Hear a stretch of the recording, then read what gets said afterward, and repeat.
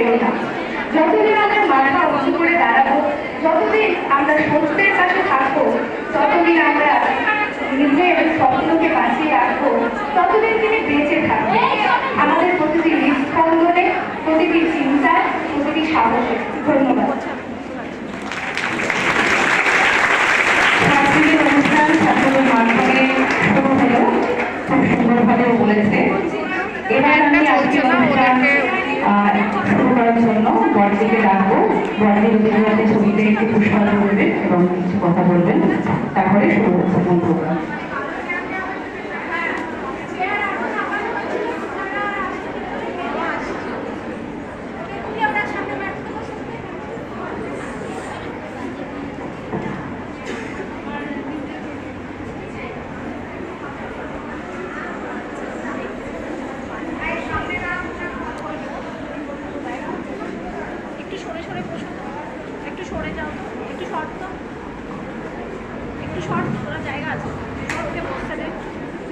তোমাকে সরতে হবে না, তুমি বসো। আরেকটু 25শে বৈশাখ উপলক্ষে আজ যে অনুষ্ঠান হয়েছে তার শুরুটাই আমার খুব ভালো লাগলো। দিদিমণিদের উদ্যোগে, ছাত্রীদের উৎসাহে আজকে আমরা একটি অনুষ্ঠান স্কুলে করতে পারছি, তার জন্য আমার ভীষণ ভীষণ ভালো লাগছে।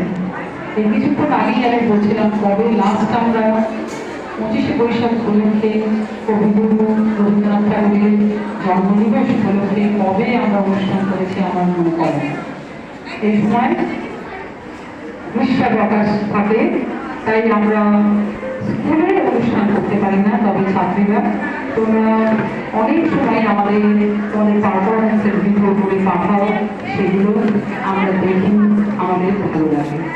আজ একেবারে এই উপলক্ষে অনুষ্ঠান তোমরা দেখছ। আর কবিগুরু সম্বন্ধে তোমরা তো জানো, আমাদের সমগ্র চেতনায়, সমগ্র আবেগে, আমাদের দুঃখে, আনন্দে, হাসিতে, সংকটে, ভোটাতে, সর্বক্ষেত্রেই রবীন্দ্রনাথের গান, কবিতা আমরা স্মরণ করি, আমরা লিপ্ত হই আর অনুপ্রেরণা পাই। অসম্ভব দুঃখে, অসম্ভব বেদনায়, আমাদের চেতনায় কিন্তু কবিগুরুই থাকে।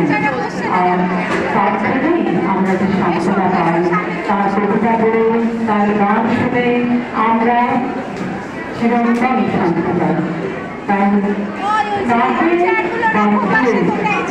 আমাদের জীবন আমরা থাকতে পারি না, আমাদের সমগ্র চেতনা, সমগ্র মানে জাগরণে বলো, স্বপ্নে বলো, যাই বলো, সমগ্র সবকিছুর মধ্যে আমরা রবীন্দ্রনাথকে খুঁজে পাই। তার লেখা পড়ো, তার গান তোমরা করবে, শিখবে, আবৃত্তি করবে এবং লেখার মধ্যে যে দর্শন কতগুলো বলছিল করেছে তার জীবনে, তা সত্ত্বেও আমরা কিন্তু রবীন্দ্রনাথকে রবীন্দ্রনাথ হিসেবেই পাই।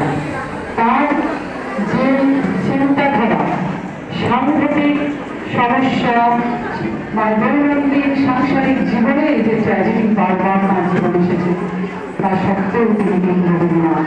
তার লেখনের মধ্যে আমরা সেই প্রেরণা পাই। শুধু যে তার গান, কবিতা ইত্যাদি আমরা পড়ি তা নয়, তিনি উপন্যাস লিখেছেন, ছোট গল্প লিখেছেন, তিনি শিক্ষাবিদ। শিক্ষা সম্বন্ধে তার যে দর্শন, তারও তোমরা কিন্তু অনেক অনেক কিছু জানতে পারবে। প্রকৃতির মধ্যে যে শিক্ষা, কোথাও শিক্ষা নয়, কিন্তু সিলেবাসের বাইরে প্রকৃতির মধ্যে যে মানুষের শিক্ষা, যে শিক্ষা তিনি শান্তিনিকেতনে প্রতিষ্ঠা করতে পেরেছেন, সেই শিক্ষার যে কতটা প্রয়োজন তাকে তিনি বলছেন তার শিক্ষা সংক্রান্ত সমস্ত গ্রন্থে। তাই রবীন্দ্রনাথকে আমরা কোনো ছোট পরিসরে দেখতে পারি না। বিশাল তার ব্যক্ত, বিশাল তার পরিধি, তার তরলতারা আমরা শুধুমাত্র একটু চেষ্টা করতে পারি, সেটা তার তরল পাওয়া। হ্যাঁ, তো সেই চেষ্টাটুকু যেন তোমরা সবাই করো, নিশ্চয়ই তোমরা করবে তার দর্শন বোঝা। দেখবেন কতটা শান্তি, কতটা তৃপ্তি তোমরা পাবে। তার জীবনটাই কিন্তু আজ হয়তো আজ আমরা যে শ্রদ্ধা জ্ঞাপন করছি, তাই তাকে আমরা কৃপা করছি, ঈশ্বর রূপে জ্ঞান করছি। তার সময়কাল কিন্তু সেই পরিস্থিতি যে খুব ছিল তা নয়, প্রচন্ড সমালোচিত হয়েছিলেন তিনি, যেমন অন্যান্য মনীষীরা হয়েছিলেন। তিনি যেমন বিদ্যাসাগর হয়েছিলেন, নানান সমালোচনার ঝড় তাকে সহ্য করতে হয়েছে, নানান বিদ্রোহ তাকে সহ্য করতে হয়েছে। সবকিছুর ঊর্ধ্বে কিন্তু তিনি উঠতে পেরেছেন। মানসিক কষ্ট পেয়েছেন বটে, কিন্তু সবকিছুর ঊর্ধ্বে তিনি পেরেছেন। এটাই তার জীবনের শিক্ষা। আমাদের মনীষীদের জীবন থেকে এই শিক্ষাই আমরা নেব। যতই সমস্যা আসুন, যতই ঝড় আসুন, আমরা আমাদের কর্ম অটল অবিচল থাকবো। এগুলি আমি আমার বক্তব্য বিশেষ করছি ছাত্রীদের বলছি, তোমরা আজকের অনুষ্ঠান দেখো, শেখো এবং রবীন্দ্রনাথ পড়ো।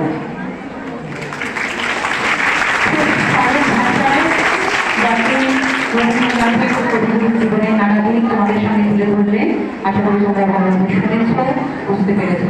এবার আমার একটা বিশেষ অনুরোধ সকল শিক্ষিকাদের উদ্দেশ্যে, আমরা রবীন্দ্রনাথের সেই বিখ্যাত কবিতাটি জীবন দেবতার উদ্দেশ্যে লেখা অন্তরতম বিকশিত করো।